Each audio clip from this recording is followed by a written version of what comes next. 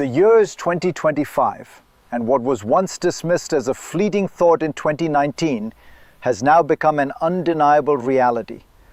President Donald Trump is dead serious about acquiring Greenland. For Europeans, this is no mere land dispute. If the US takes control of the island, it risks not only breaking international law, but also shattering the very foundation of NATO. Can the most powerful alliance in the world withstand such a blow? And what could this mean for the future of global geopolitics?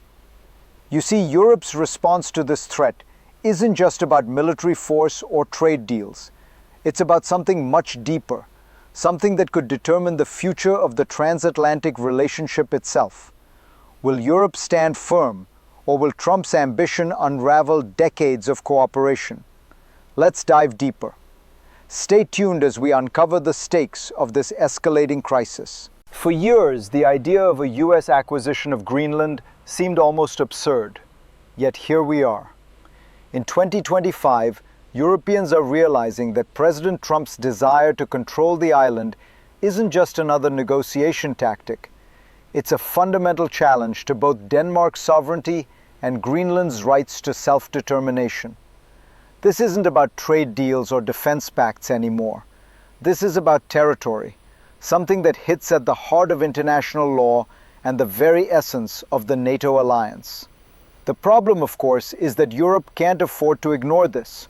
For decades, NATO has served as the bedrock of European security.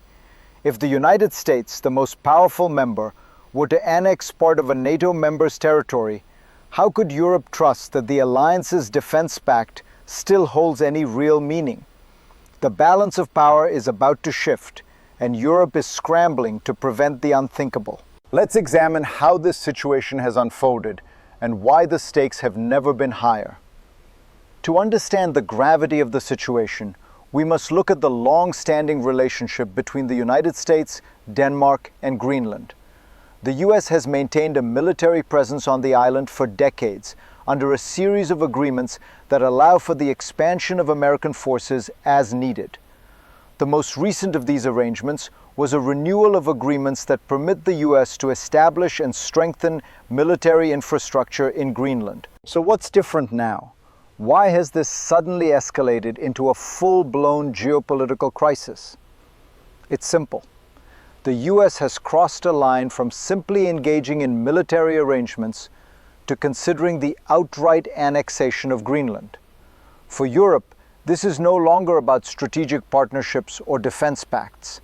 It's a blatant violation of Denmark's sovereignty. And as tensions rise, Europe has to navigate a delicate balance: engagement with the US while preventing a full-blown crisis. But this isn't just a matter of politics. Let's look at how this situation has already triggered crises within Europe itself. In the midst of these rising tensions, a critical moment arrived that would set the stage for Europe's full response to Trump's Greenland ambitions. In 2025, during the NATO summit at The Hague, European leaders were confronted not just by trade tensions, but by an increasingly forceful US stance on Greenland.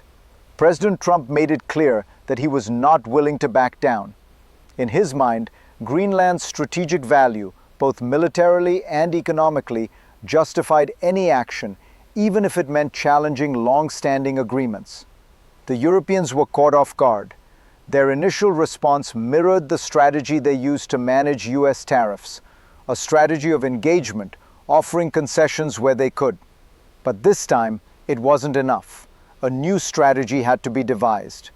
Trump's move on Greenland wasn't just about economics or defense.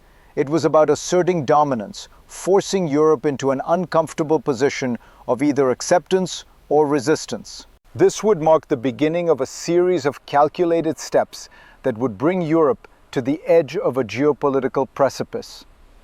At the heart of this situation lies a complex, often hidden mechanism.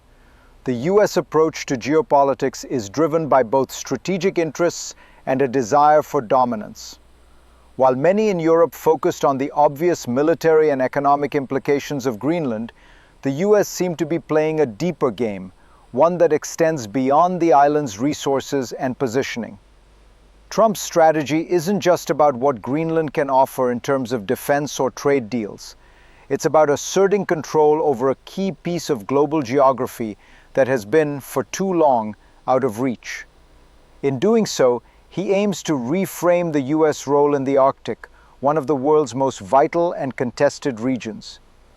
Greenland becomes a chess piece, not only for military expansion, but for the very narrative of American power on the global stage. For Europe, this hidden mechanism reveals something troubling. The US isn't negotiating in good faith anymore. It's positioning itself for a future where it doesn't just lead, but dominates. This shifts the power dynamic in ways Europe is struggling to manage. But as tensions rise, another crisis looms on the horizon. Let's look at the next pivotal moment.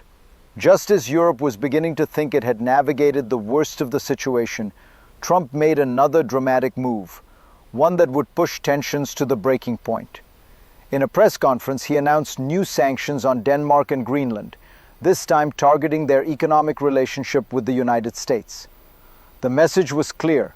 If Greenland's sovereignty was to be questioned, so too would Europe's economic security. This was no longer a simple territorial dispute.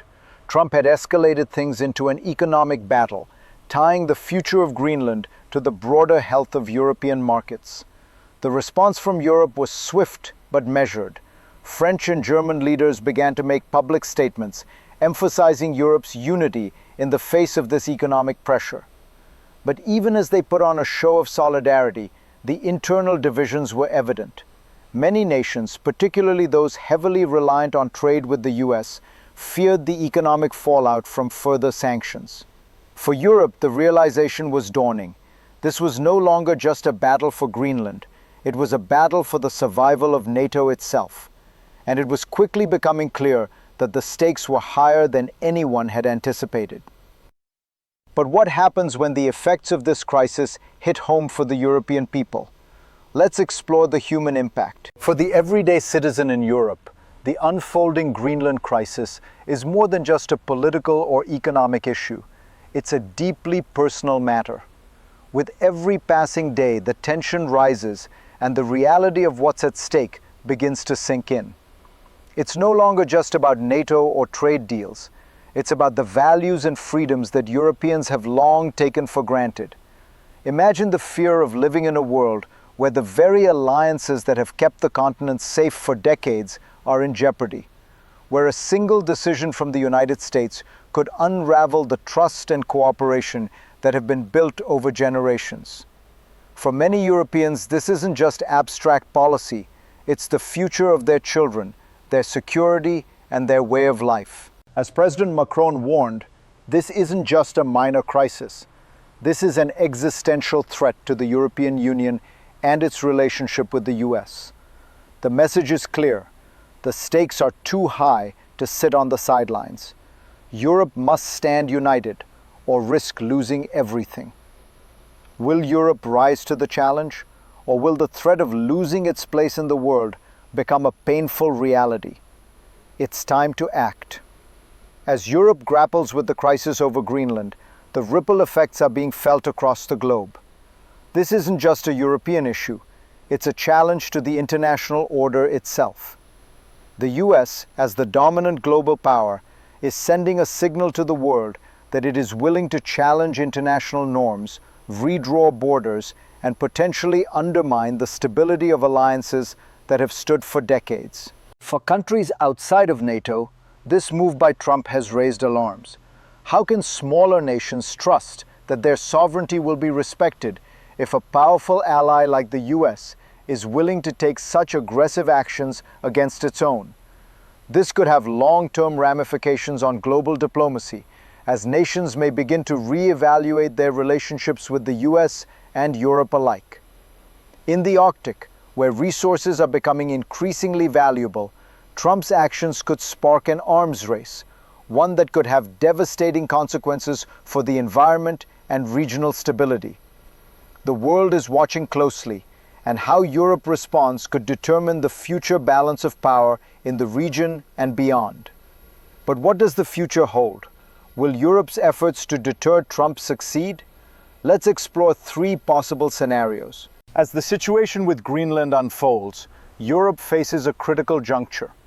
What will the future hold for the continent and its relationship with the United States? There are three potential scenarios that could shape the outcome.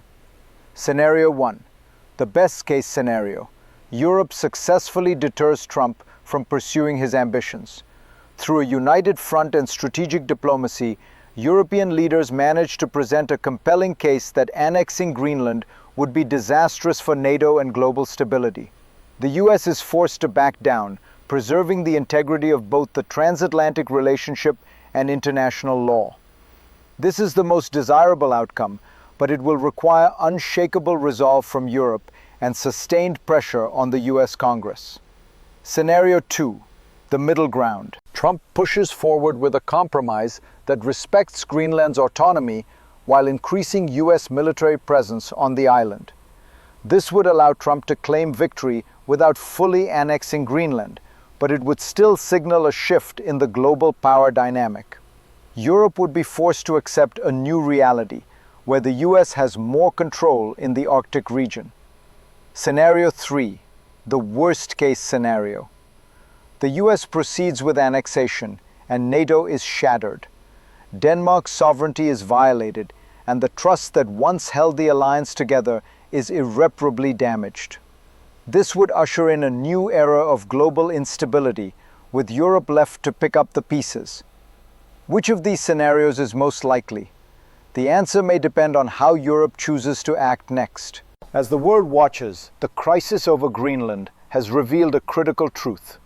Europe cannot afford to be passive in the face of such existential threats. The very nature of international diplomacy and the future of NATO are on the line. This is a turning point, not just for Europe, but for the global order as a whole. Europe must take bold action, together, united in purpose. The consequences of failure are too great, and the path forward requires more than just defense spending or trade deals. It requires a fundamental rethinking of how Europe engages with the US and how it protects its sovereignty and values.